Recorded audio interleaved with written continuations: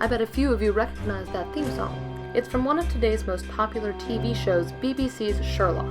The storyline follows the famous detective Sherlock Holmes through his adventures in modern-day London, accompanied by his long-suffering sidekick John Watson. Sherlock Holmes is one of the world's greatest and most easily recognized cultural icons. While most of us know Holmes and the standard cast of Sherlockian characters through their modern-day interpretations, they've actually been with us for a surprisingly long time. In this video, we'll look at all things Holmesian, past and present, through his long-spanning career as London's own consulting detective. Welcome to A Study in Sherlock. Let's start off with the earliest roots of Sherlock Holmes, centered in the mind of prominent Scottish writer Arthur Conan Doyle. Arthur Ignatius Conan Doyle was born May 22, 1859 in Edinburgh to Charles Doyle and Mary Foley. He had 8 siblings, 7 sisters, and 1 brother. Charles Doyle was a moderately successful cartoonist, but he did not handle his frequent rejections well. He turned to alcoholism and was, in fact, eventually declared insane and carted off to a mental asylum. Mary Foley, on the other hand, can perhaps be credited with inspiring Conan Doyle's early and lasting love of fiction. She would often read stories to her children as a method of escape from their poor conditions. At the age of 7, Conan Doyle was sent away to a Jesuit boarding school. He graduated in 1875 and decided to become a doctor at the University of Edinburgh, where he met Dr. Joseph Bell, the real-life inspiration for the character that would later become Sherlock Holmes. His first 2 stories, The Mystery of Sasassa Valley and The American's Tale, were successfully published, making him begin to consider writing as a serious career. After a few years on a whaling expedition in Arctic waters, Conan Doyle returned to London in 1880 and eventually established a moderately successful medical practice. He married Louisa Hawkins, the sister of a deceased patient. In March of 1886, Conan Doyle began writing A Tangled Skein, which would soon be renamed A Study in Scarlet, the first Holmes tale. At the time, Conan Doyle was better known in America than England, so in 1886, Joseph Stoddart, managing editor of Lippincott's monthly magazine in Philadelphia, came to London to organize British publications of Conan Doyle's works. Lippincott's commissioned Conan Doyle to write another short novel, and he did, writing The Sign of Four, published in the U.S. and England in February of 1890. This story was instrumental in establishing Holmes and Watson as important literary figures. His managing agent, A.P. Watts, worked out an agreement with the Strand to get them to publish Conan Doyle's works, with illustrations by artist Sidney Paget. Paget did the largest number of Holmesian illustrations, and his sketches of Holmes and Watson are the most widely recognized. From this point on, large volumes of short Holmesian stories were steadily published. In May of 1891, Conan Doyle abandoned his medical career after a serious bout of influenza. He published The Final Problem in December of 1893, killing Holmes off, much to the widespread dismay of his readers. When his wife's health began to deteriorate after she was diagnosed with tuberculosis, they took a trip to Egypt in 1896, in the hopes that the warm weather would help.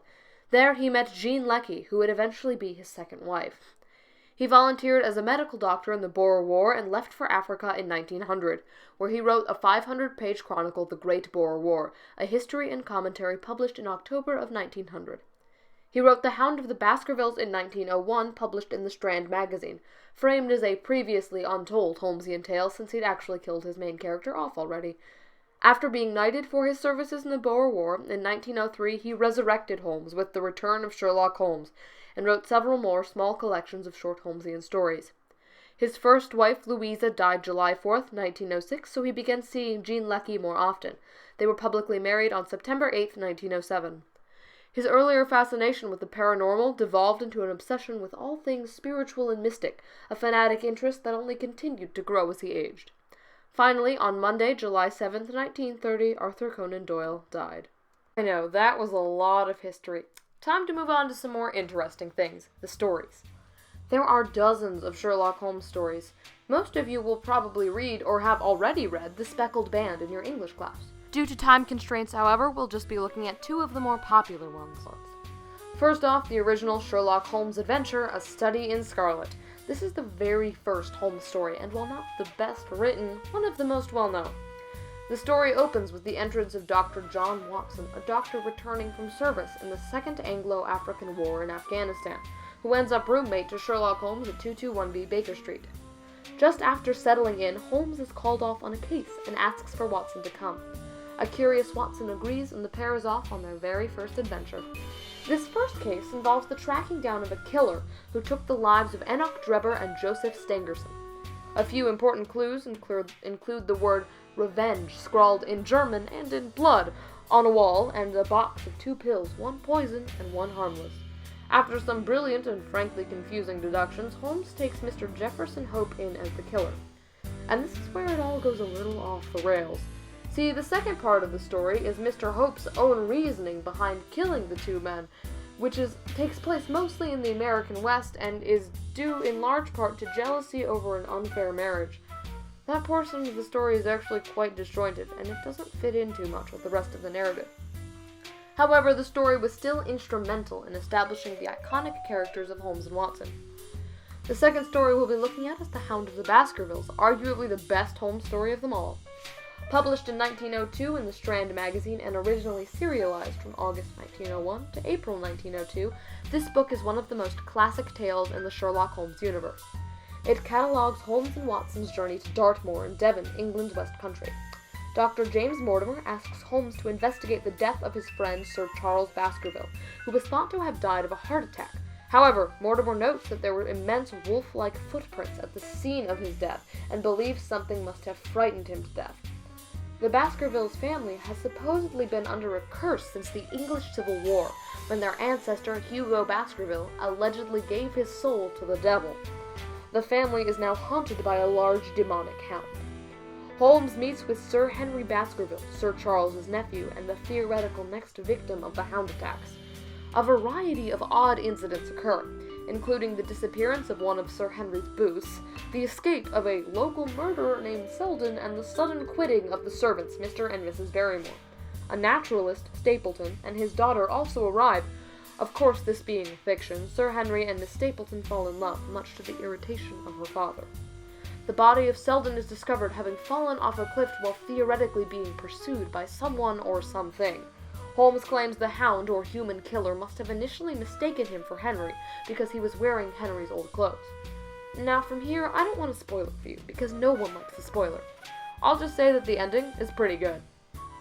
This Holmes story stands out among the others. It represents the golden age of the original Holmesian literature, focusing more on the action and adventure while still retaining the intellectual side of all of Holmes' deducing. Out of all the Holmes stories, I'd recommend this as the best read. I know some of you are probably a little zoned out by now talking about things you might not really want to read, so enough about books. Let's check out some of the awesome Holmesian TV shows and movies that are really worth your time. The earliest versions of Holmes and Watson on screen were black and white film adaptations of the stories where the leads were generally played by Basil Rathbone and Nigel Bruce. Those movies were, generally, true to the books, although some of them added the classic femme fatale in just to up the audience turnout. One of the earlier TV shows was The Baker Street Boys, produced in 1983 and focused on Holmes' group of odd investigating street kids, aimed at younger audiences. More earlier screen works include Elementary, My Dear Watson, The Strange Case of the Dead Solicitors with Monty Python star John Cleese, The Great Mouse Detective, an animated 1986 movie, the Steven Spielberg film Young Sherlock Holmes, and the 2 new Sherlock Holmes movies from 2009 and 2011, starring Robert Downey Jr. and Jude Law as Holmes and Watson. These movies are action-packed, fast-paced, and true to the spirit of the books. In general, they're fantastic. I recommend these movies for anyone who has a couple hours to kill, because honestly, they're pretty good, and a fair introduction to the world of Sherlock Holmes. Now we enter the most popular realm of Holmesian adaptations, TV shows. Holmes has seen dozens of attempts at television dramatizations through the years. One of the earlier versions, and by early I mean the 1980s, was the Granada Television Company's series Sherlock Holmes, starring Jeremy Brett as Holmes. Watson was played first by David Burke, and then for the remainder of the show by Edward Hardwicke. The show ended up with 36 one-hour episodes and 5 feature-length specials, and easily represents the most faithful television adaptations of the Holmesian stories. If you're interested in the classic versions of the Holmes stories, I'd recommend this show. In a more modern light, 2 productions have currently emerged as the most outstanding TV adaptations. The first is BBC's highly acclaimed Sherlock. This show stars Benedict Cumberbatch and Martin Freeman as Holmes and Watson, with Andrew Scott playing the psychopathic genius Moriarty. It takes place in modern-day London, still set at 221B Baker Street. The show's episodes run long, generally around an hour and a half in length, and the seasons are few and far between, but each one takes a story and spins it into a modern interpretation with fascinating twists and turns that keep every episode engaging. In general, the basic elements of the stories are included, but reformed into a modern context. The character relationships are dynamic, and the acting is fantastic. As TV shows go, it's one of the best out there, and its fan base spans hundreds of thousands. I highly recommend watching it. The other most popular TV version of Holmes is CBS's Elementary. This show features Johnny Lee Miller as Holmes and Lucy Liu as a female Watson, with Natalie Dormer as Jamie Moriarty. Rather than taking place in London, this show is set in Manhattan, where Holmes has moved after a short time working with MI6, the British intelligence agency in London, and a stint in rehab. There, Dr. Joan Watson is assigned to keep an eye on him and prevent a relapse, and eventually the duo starts helping the local police authorities solve crimes. The episodes are fast-paced and much shorter than Sherlock's episodes, which makes them way easier to watch. The character relationships have long and complex backstories, adding some interesting layers and extra depth. There are also over 100 episodes. It's a fun show to binge or watch gradually. I feel I should also mention briefly the most wide-ranging Sherlock Holmes fan club out there, the Baker Street Irregulars. This club, whose name references Holmes' group of street investigators, has been around for decades, and its members have ranged from Isaac Asimov to Neil Gaiman. In another sense, Sherlock Holmes was a huge player in the development of modern criminal investigation techniques.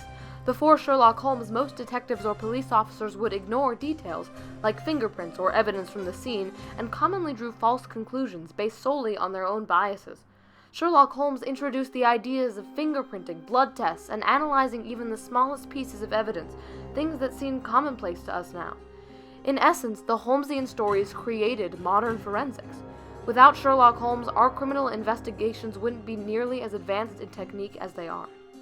But the important thing to remember about the Holmesian literature in particular is the impact it had on all future writing. Beyond the simple fact that Conan Doyle's grasp of imagery and language, as well as his ability to pace and balance a plotline, is phenomenal, his writings also essentially created the crime story. The Holmesian stories were basically the first of their kind, and led the way for a new genre and a pattern of storytelling. The blueprint of a brilliant detective and a sidekick as narrator, combined with the overarching villain, is one that is still used today across multiple forms of media. It's the perfect setup, and it was created in large part by Conan Doyle. As you can see, Sherlock Holmes is one of the world's biggest cultural icons. Beyond his original books, he has shaped the image of a classic detective, and continues to represent the idea of a detective story within our collective consciousness as a society. He has epitomized the crime story genre and solidified its place in the ranks of our media and literature. From the 1800s to today, Sherlock Holmes continues to stick in our cultural mindset and will continue to shape our storytelling for years to come.